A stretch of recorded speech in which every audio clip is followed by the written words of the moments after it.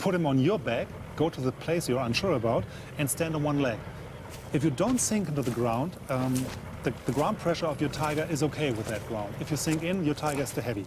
So the heaviness is a problem, but they also provide the solutions for the simple man at the front, how to decide what to do. The Tiger is an expensive sledgehammer, built to smash Soviet lines. Now Hitler will test it in combat at the largest tank battle in history.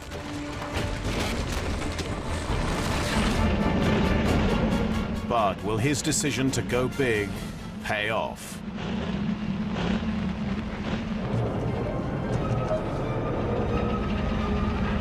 Spring 1943. The Russian front. The German forces are preparing to attack a 200-kilometer bulge around the city of Kursk. The reason the Germans want to do this, to attack here, is twofold. First, because they want to reduce the front by 170 miles. The main reason is to take on the biggest concentration of Soviet forces head on and hopefully defeat them.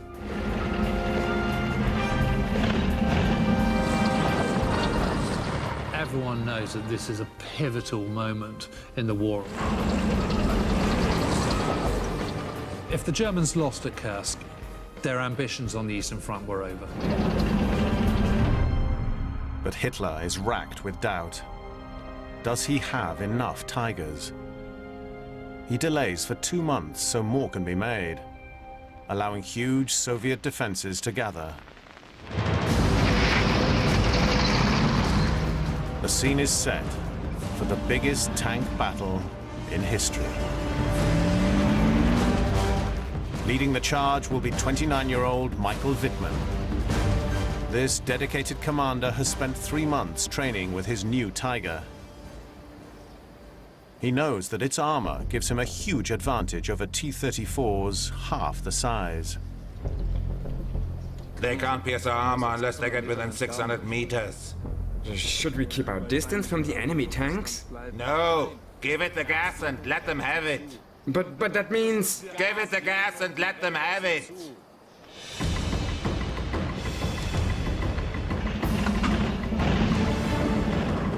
On the 5th of July, 1943, Hitler finally gives the order to attack. It's the moment of truth for the Tigers. That's platoon! .228.6!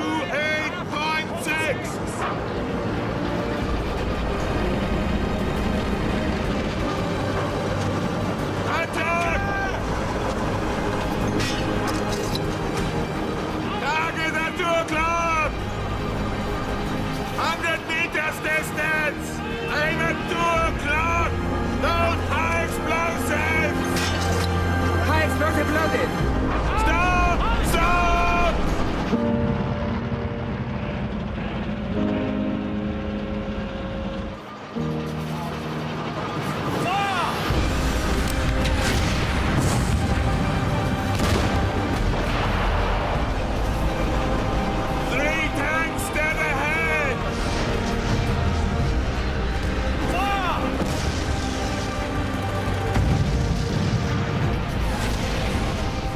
By the end of day 1, Wittmann has destroyed 15 enemy tanks and anti-tank guns.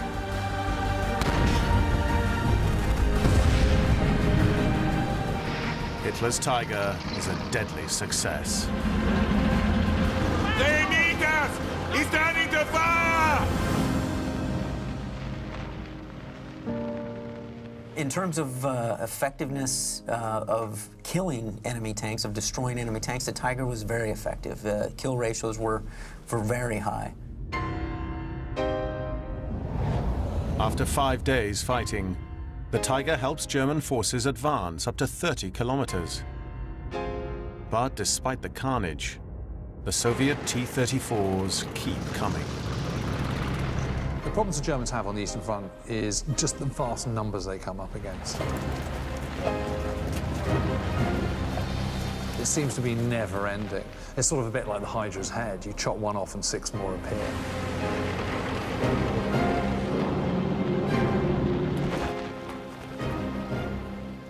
Lieutenant, there are thousands of them. Listen to my orders, repeat them, otherwise stay silent. Concentrate, that way we might stay alive. While Germany is creating their hand-built masterpiece, Soviet tractor factories have been churning out thousands of T-34s. The high-tech Tiger is massively outnumbered. It's also worryingly high maintenance. It was very mechanically complex. It was also very heavy, which meant that it had problems with its engine, transmission, and suspension, which caused it to have lots of breakdowns. Like many of the Tigers sent to Kursk, Wittmann's tank is not being defeated by the enemy, but by its own complex engineering. German records indicate that about as many tanks were destroyed by their own crews to avoid capture after they'd broken down or been damaged than were engaged and destroyed by enemy fire. Germany has too few Tigers to break through Soviet lines 100 kilometers deep. After losing 54,000 men and over 250 armored vehicles, Hitler abandons the Kursk offensive.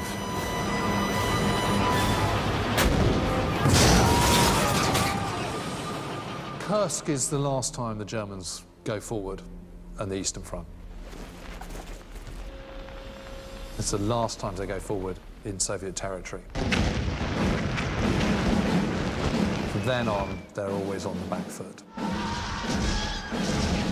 Building the biggest tank of the war has not brought Hitler victory on the battlefield. Yet Nazi Germany celebrates the achievements of their new supertank and its heroic commanders like Michael Wittmann. Nazi Germany is a highly militarized society, and individuals are fated in a way that they're not really in America and certainly not in Britain, for example. So the cult of the ace is a big thing. So how is it possible for one man to destroy 117 tanks? What is your secret? Concentration, my Führer. And the hunter's instinct, I suspect. So, how are things at the front? Are the Tigers everything you had hoped for? The Tiger is the very best tank in the world.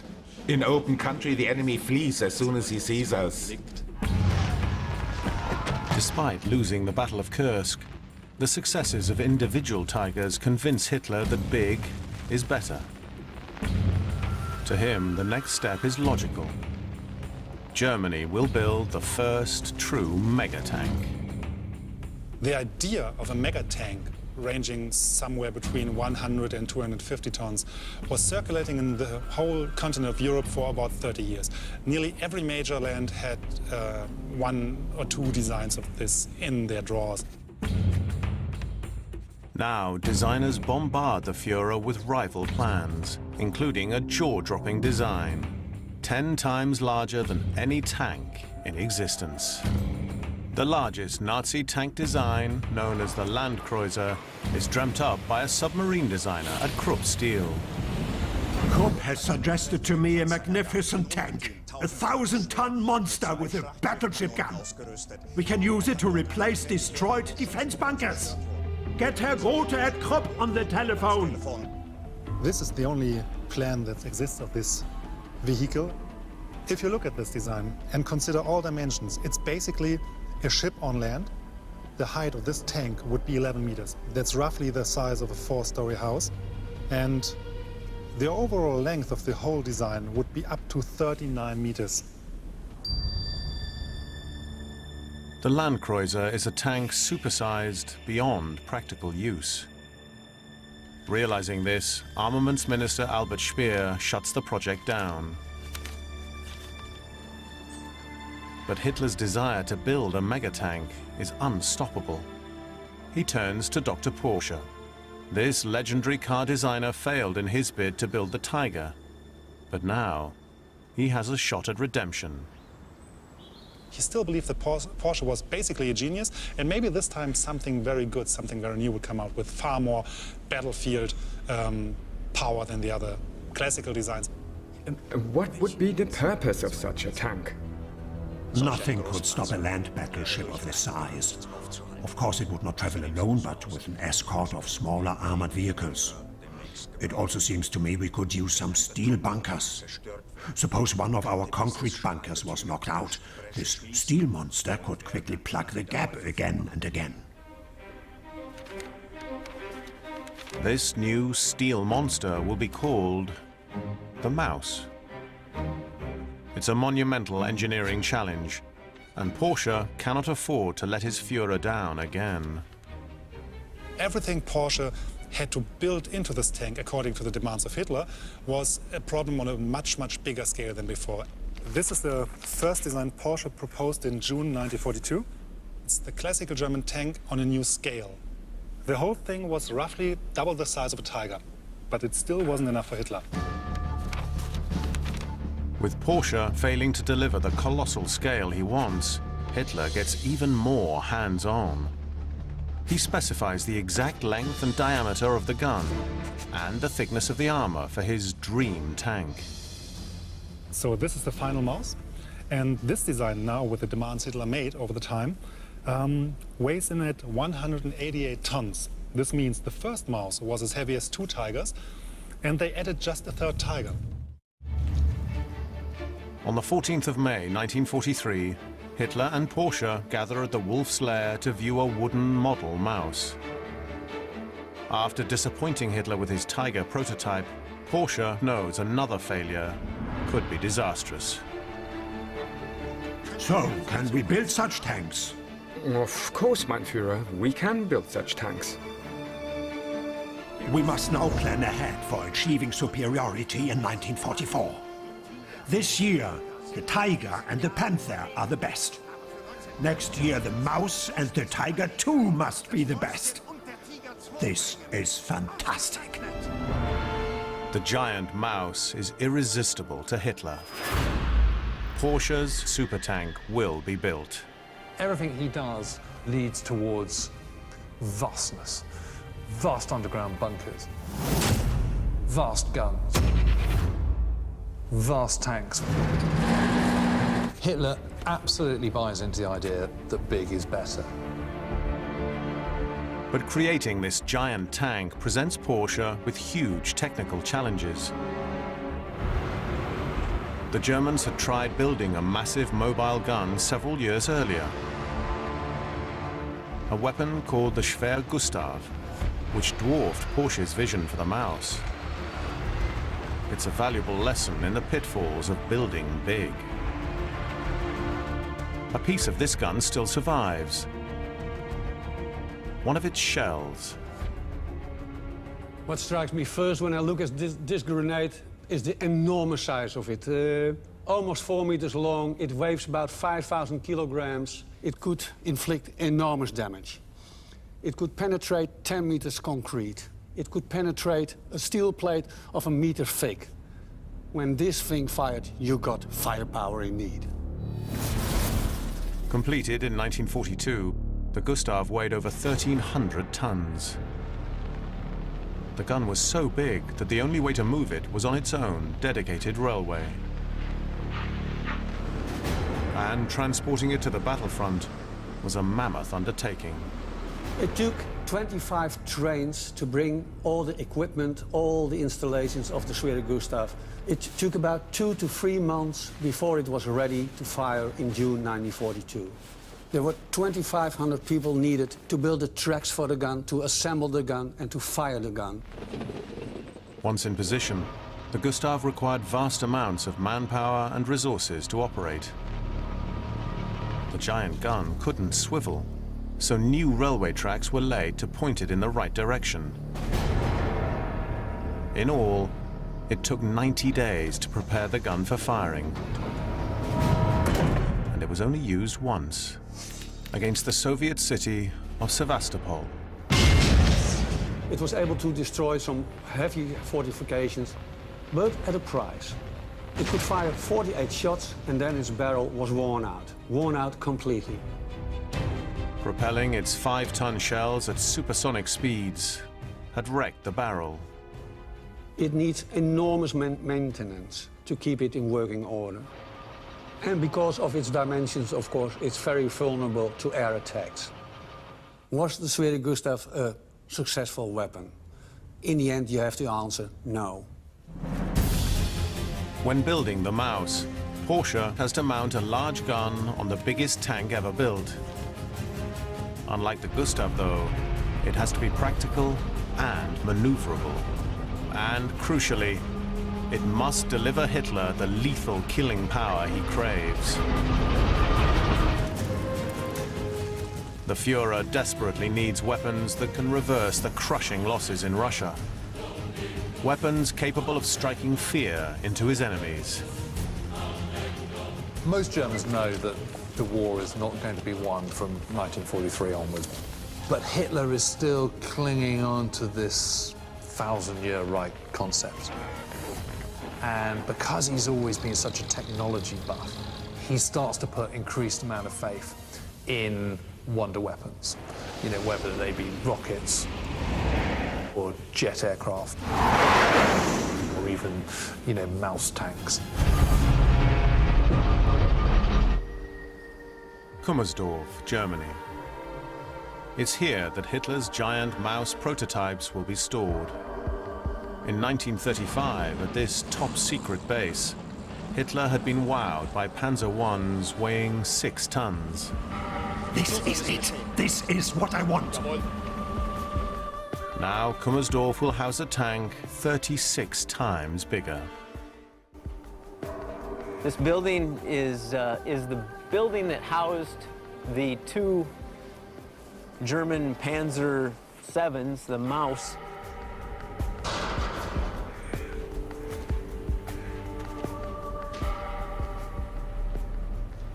This was where all of their new weapons were tested and made sure that they met the specifications.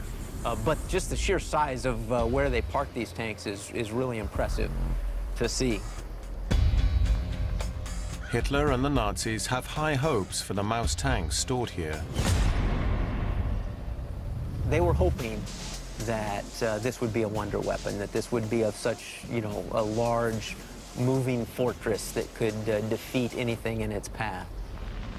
But before Hitler can use the Maus in combat, its inventor, Dr. Porsche, must get it mobile. Despite his disaster with the Tiger tank, he still has faith in his pioneering diesel-electric engine. Tests could prove him right. The pressure on the tracks was so good, so well distributed on the ground, that the tank actually was able to reach 15 to 20 kilometers per hour on the open terrain. Porsche managed to design the interior of the Maus so that this humongous, cumbersome, real big tank moves like a normal car, basically. And everybody who could drive a car could basically drive a Maus. From an engineering point of view regarding the steering of the Maus, it's a masterpiece.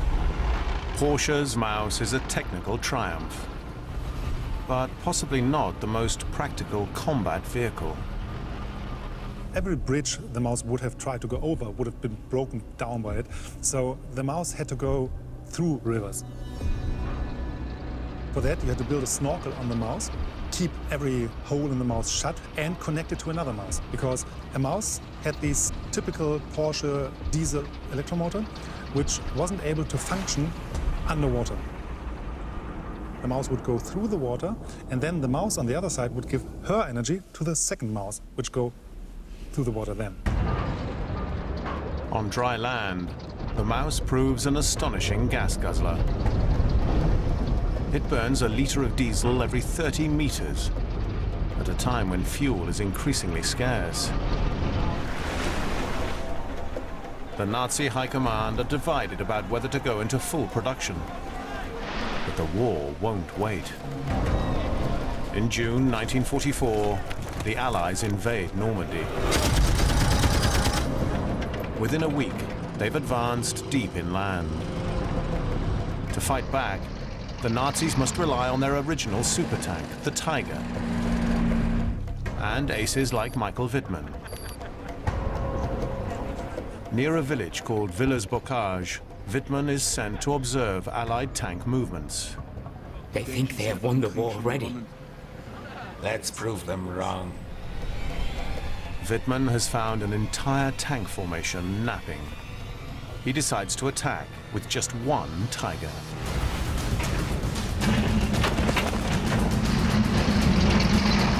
Third platoon, point 2 to 8.6. So he just goes down on a parallel road and just goes boom, boom, boom, boom, taking out one after the other. In the space of 15 minutes in his own tank, has destroyed, has taken out between 12 and 13 British tanks and the same number again of vehicles. It's one of the most devastating single-handed attacks of the war, and earns ice-cold tank ace Wittmann even greater fame in Nazi Germany. People like Wittmann did something good for their army concerning morale, but then again, they actually distracted from the truth of the industrial warfare. Germany simply hasn't built enough tanks. In World War II, they produced over 1,300 Tigers, compared to 50,000 Shermans built by the United States. 2,000 of these Shermans are given extra big guns to destroy Tigers. They are called Sherman Fireflies. The genius idea about the Firefly is you're using the same tank that's already in mass production.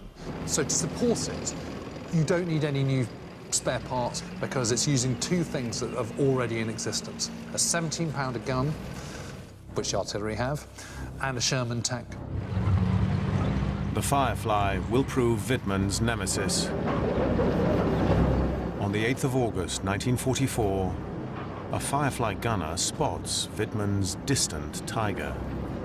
Just one shot penetrates the Tiger's armor, ignites its ammo, and incinerates Wittmann and his crew.